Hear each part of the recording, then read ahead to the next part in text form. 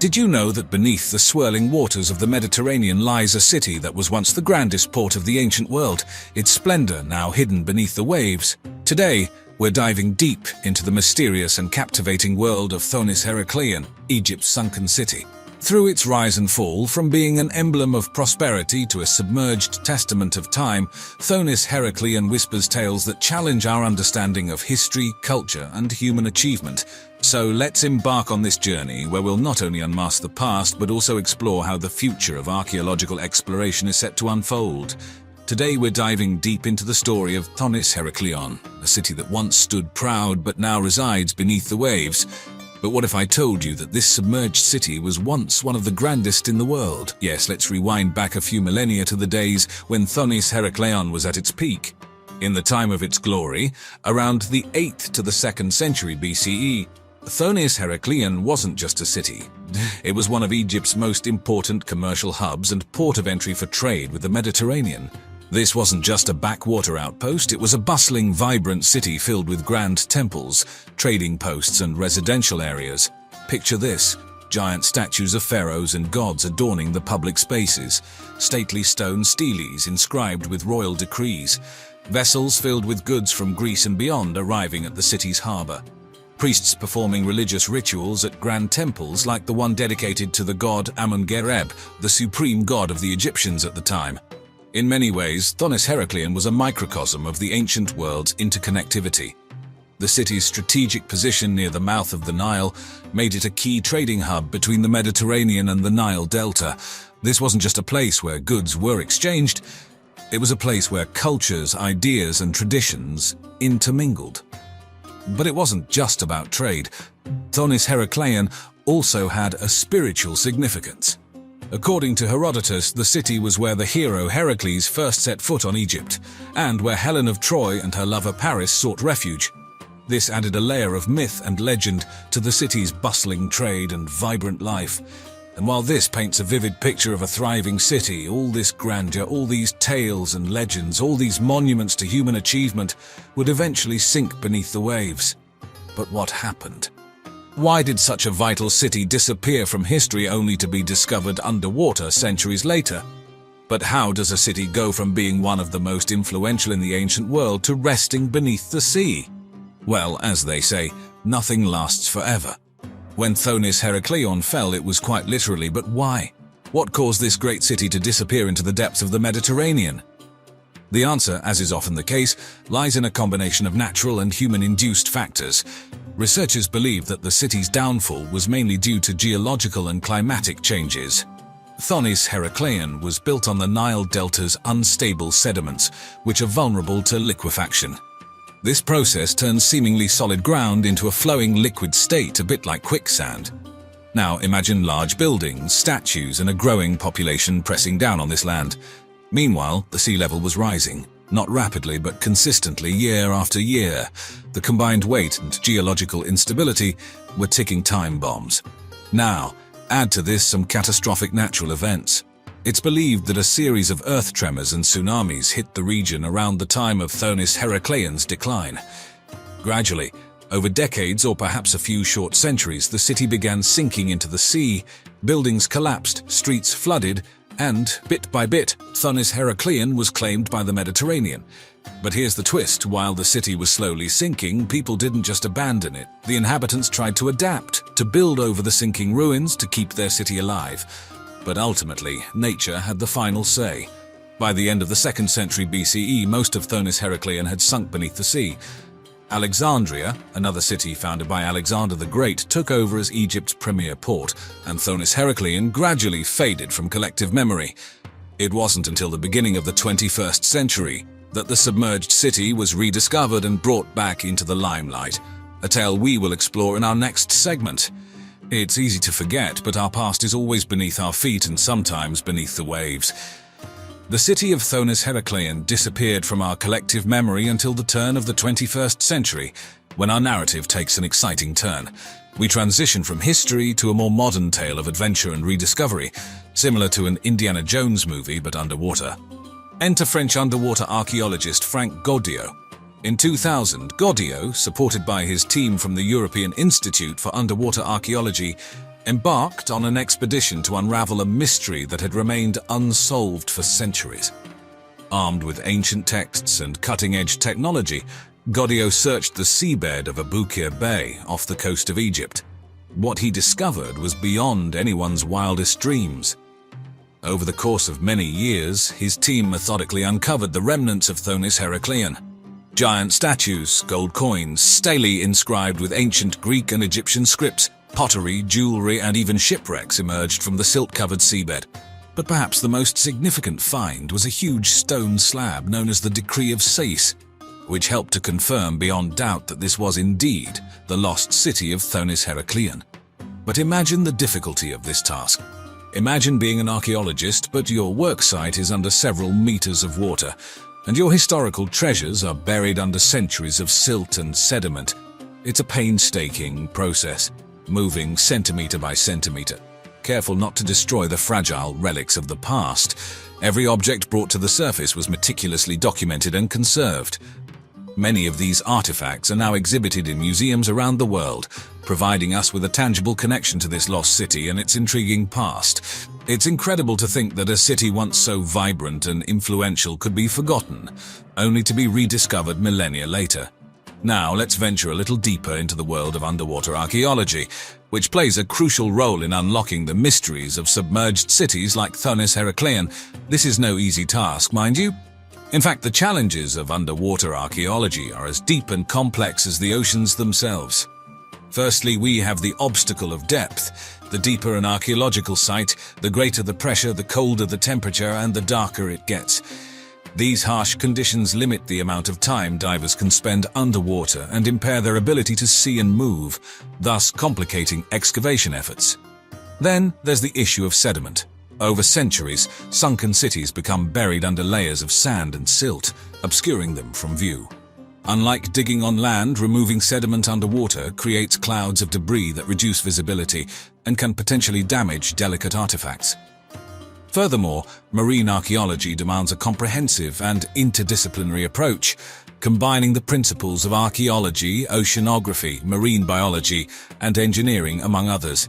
Excavation techniques must also be adapted to handle artifacts that have been immersed in water for centuries, as these objects can be extremely fragile and can disintegrate if not handled with extreme care. Equipment and technology pose another challenge. Underwater archaeology relies heavily on advanced tools such as remotely operated vehicles, ROVs, sonar mapping systems, and specialized diving equipment. But these technologies are expensive and require specialized training to operate. Lastly, we can't ignore the conservation challenge. Once artifacts are brought to the surface, they must undergo extensive and often costly conservation work to prevent them from degrading in the air. This involves removing salts and other corrosive agents, carefully drying the artifacts and preserving them for further study and display. But why do we go to such lengths? Because every challenge overcome, every artifact unearthed is another piece in the jigsaw puzzle of our past.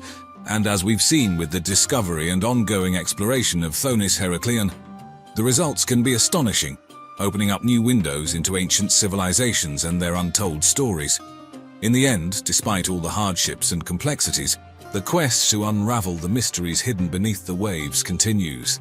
Because just as Michelangelo once said, "I saw the angel in the marble and carved until I set him free," underwater archaeologists see the whispers of history in the deep blue and dive until they set them free. As we delve into the future of Thonis Heraclean, we find ourselves face to face with a combination of excitement, anticipation, and concern. Yes, the journey of discovery isn't over yet. In fact, one might say it has just begun. The current body of knowledge we have about Thonis Heraclean is like a puzzle with many missing pieces. Each dive, each excavation, promises the potential discovery of new artifacts that could help us form a more complete picture of this ancient city. However, the future isn't just about uncovering what lies beneath. New technologies like virtual reality, augmented reality, and 3D modeling can play a significant role in bringing the story of Thonis Heraclean to a broader audience. Imagine strapping on a virtual reality headset and walking through the ancient streets of Thonis Heraclean, seeing the buildings, the artifacts, and the people as they were thousands of years ago. Isn't that mind-boggling?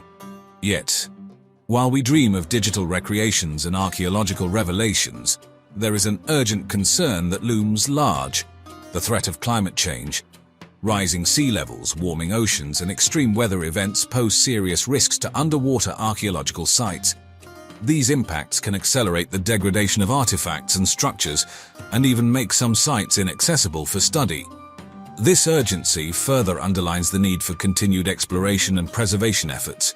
There's an ongoing debate about whether we should leave artifacts in situ, preserving them underwater, or bring them to the surface for study and conservation. As technology advances, we might be able to do both: explore and conserve the site underwater while also digitally documenting and replicating the finds for study and display. And there you have it. From the glories of its heyday to the mysteries shrouding its decline, the story of Thonis Heracleion is indeed a fascinating saga. Its rediscovery not only gives us a glimpse into an era long gone, but also presents us with opportunities to revolutionize how we perceive and preserve our past. As we look towards the future, it's clear that the tale of Thonis Heracleion is far from over. With advancing technology and undying human curiosity, we stand at the brink of even more groundbreaking discoveries. What if I told you that beneath the sprawling modern cityscapes and the timeless deserts, there's another world lurking? A world that thrived when mammoths still roamed and the Sahara was lush with vegetation. It's a world where colossal structures and cities, thought to be younger, were in fact the creations of civilizations lost to us in the mists of prehistory. Today, we're diving deep into the world of submerged cities, signs of catastrophic floods, the ancient Egyptian civilization, and their monuments like the Sphinx and the pyramids. So, let's embark on this journey through time, unlocking secrets hidden beneath waves and sand dunes. Let's now journey south, along the lifeline of one of the world's greatest civilizations, the Nile. Egypt, the land of the pharaohs, was home to bustling metropolises, temples, and cities that are now covered by the waters of the Nile and the Mediterranean. Two of these cities, Thonis Heracleion and Canopus, were found submerged under Abu Qir Bay near Alexandria in the late 20th century. Thonis Heracleion, once a prosperous port city, was lost to the world around 1200 years ago. As to what led to its submergence, it's believed that a combination of rising sea levels, land subsidence, and possibly a catastrophic event like an earthquake led to its sinking.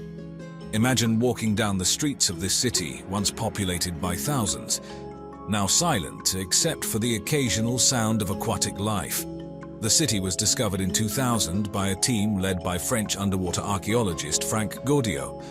They found the ruins spread over 11 kilometers, including 64 ships, 700 anchors, gold coins, weights from Athens, which have never before been found at an Egyptian site, statues standing 16 feet tall, and most notably the remains of a massive temple to the god Amun-Gareb. In its glory days, Thonis Heracleion was Egypt's main international trading post, receiving goods from Greece, the Middle East, and other parts of Africa. Nearby, the city of Canopus was also rediscovered, a center for the worship of the god Serapis. The city was known for its temples and pilgrimage sites, attracting people from all corners of the ancient world. The treasures recovered from the site include a perfectly preserved bust of a Ptolemaic queen, grand statues of gods and goddesses, and intricate amulets. Now, let's head over to the iconic Giza Plateau, the site of the Great Sphinx and the pyramids. These structures are a testament to the grandeur of ancient Egypt, but could they also bear the signs of a great flood? Some researchers believe so. The Sphinx, carved from the bedrock of the Giza Plateau, exhibits a degree of erosion that some geologists argue is consistent with water damage. This is a particularly curious phenomenon given that the Sphinx is located in one of the driest places on Earth. Where could such extensive water damage have come from? This has led to the controversial Sphinx water erosion hypothesis. According to this theory, proposed by individuals like geologist Robert Schoch and author John Anthony West, the erosion on the Sphinx indicates that it was subjected to a prolonged period of heavy rainfall. But there's a twist. The last time Egypt experienced the level of rainfall capable of causing such erosion was at the end of the last ice age around 10,000 BCE, long before the civilization we know as ancient Egypt even began. This theory suggests that the Sphinx, and possibly even the pyramids, were already standing by the time the first pharaohs took the throne. and the ancient Egyptians merely rediscovered and repurposed these ancient structures. Furthermore, some believe that the pyramids show signs of being submerged underwater at some point, as evident from the presence of fossil shells and petrified wood in and around the pyramids. Again, these are just theories, but they spark a fascinating discussion and provide a fresh perspective on the origins of these mysterious structures. It's a fascinating speculation. Could there be more hidden beneath the vast sands of Egypt, swept under by the relentless waves of a catastrophic flood? Let's explore. Some researchers propose that the uniform layer of silt found across large parts of Egypt could be evidence of a massive flooding event. This layer of silt, often several meters deep, could have resulted from gigantic waves that would have moved vast amounts of sand and silt, potentially burying existing structures. Support for this theory can be found in the studies of sedimentary deposits in the Nile Valley. These deposits indicate instances of rapid, short-term increases in the rate of sedimentation, suggestive of a large-scale flooding event. Such an event would have drastically altered the landscape, burying existing structures under meters of sand and sediment. The evidence of tsunami-like events in the Mediterranean basin in the past adds further weight to this theory. Some of these tsunamis could have inundated large parts of Egypt's coast, carrying with them sand from the seabed and depositing it far inland. The idea that there could be more pyramids and other structures hidden under Egypt's sands is indeed thought-inducing. Several buried structures have already been discovered in recent years using ground-penetrating radar and other technologies. The potential that there are more secrets to unearth deepens the intrigue of this ancient land. The possibility of a massive flood event having contributed to the reshaping of the landscape opens up new avenues of research and exploration. Egypt, a cradle of human civilization, continues to reveal its past, piece by piece, challenging our understanding of history. We've all heard of the biblical story of Noah's Ark, but the flood narrative isn't unique to Judeo-Christian tradition. From ancient Sumerian tales to Greek mythology to Hindu scriptures, stories of great floods wiping out civilizations and being survived by a handful of individuals are almost universal. So let's plunge into these flood myths and look for evidence. The oldest known flood myth is the Epic of Gilgamesh, originating from ancient Sumer, in which the gods send a flood to wipe out humanity. But one man, Utnapishtim, is warned in advance and builds a great boat to survive. Sound familiar? In Greek mythology, we have the story of Deucalion and Pyrrha, who survive a great deluge sent by Zeus by building a chest. After the flood, they repopulate the earth by throwing stones over their shoulders, which transform into people. The Hindu tradition speaks of a great flood in the story of Manu, the progenitor of mankind. Warned of the impending deluge by a fish, an avatar of the god Vishnu, Manu builds a boat and rescues himself along with the seeds of life to start humanity anew after the floodwaters recede. These myths, scattered across different continents and cultures, all bear striking resemblances to each other, despite being thousands of years old. Could they be retelling the same event? Some researchers believe these myths might be distant, cultural memories of real events, perhaps the flooding at the end of the last ice age when sea levels rose dramatically. Several archaeological sites seem to support this theory. The ancient city of Dwarka, described in Hindu scriptures, was discovered underwater off the coast of modern-day India. Some claim that its submersion aligns with the timeline of the flood described in the story of Manu. In the Mediterranean, evidence of prehistoric settlements was found submerged near the coasts of Greece and Turkey. Were these thriving communities that were swallowed by the sea at the end of the Ice Age? While we need more archaeological and geological evidence to validate these theories, the parallels in these flood myths and their potential connections to submerged archaeological sites make us wonder, could these myths be echoes from a time when sea levels rose, engulfing coastal communities and reshaping our world? The very notion is like a riddle waiting to be solved, a story waiting to be told hidden beneath the waves of our ancient past. Contrary to what we've come to accept about the parched Sahara Desert, the time-worn structures of ancient Egypt tell a different story, an earth-shattering tale that speaks of a time when this arid landscape was a verdant paradise. Let's delve into it. Some researchers believe that the visible water erosion on the Sphinx and the pyramids could indicate that these structures were built during or before a wetter period in Egypt's history.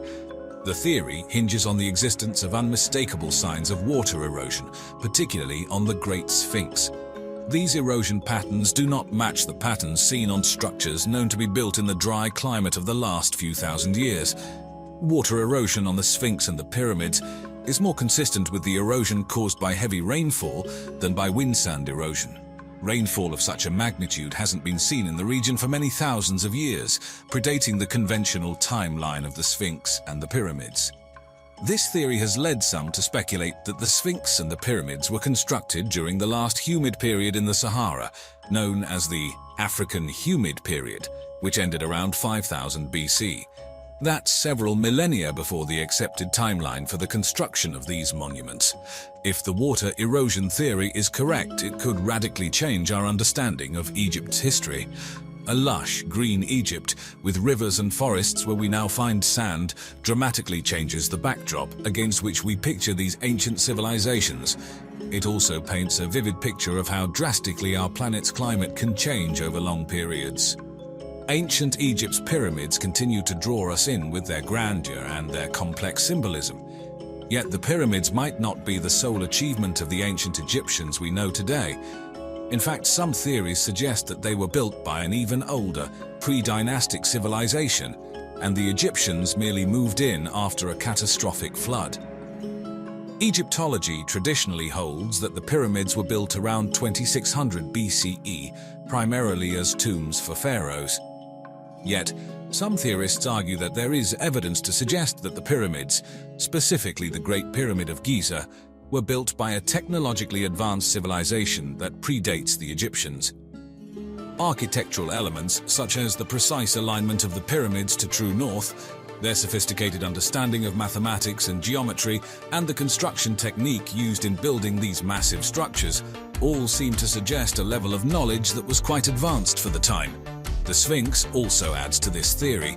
Geological studies on the erosion patterns of the Sphinx suggest that it might have been exposed to thousands of years of rainfall, yet Egypt's arid climate hasn't seen such rain for at least 8,000 years. This has led some to propose that the Sphinx was built by an older civilization that existed during a more temperate climate. The theory of a pre-existing civilization becomes even more intriguing when we consider the flood myths that permeate cultures around the world, including that of the ancient Egyptians. Could it be that the pyramids were built by an advanced civilization that was wiped out by a global flood event, only for the structures to be later adopted by the surviving Egyptians? Before we bid adieu, let's take a moment to reflect on what we've explored. If our understanding of history could be so significantly altered by water erosion marks on the Sphinx and the pyramids, or by cities hidden beneath the sea, think of the countless other secrets waiting to be unearthed. What we consider fact today may just be the stepping stone to a more profound truth hidden beneath layers of sand, water, and time. So keep asking, keep exploring, and remember, the past is a puzzle, a grand, sprawling jigsaw that we are only beginning to assemble. And as always, thanks for watching.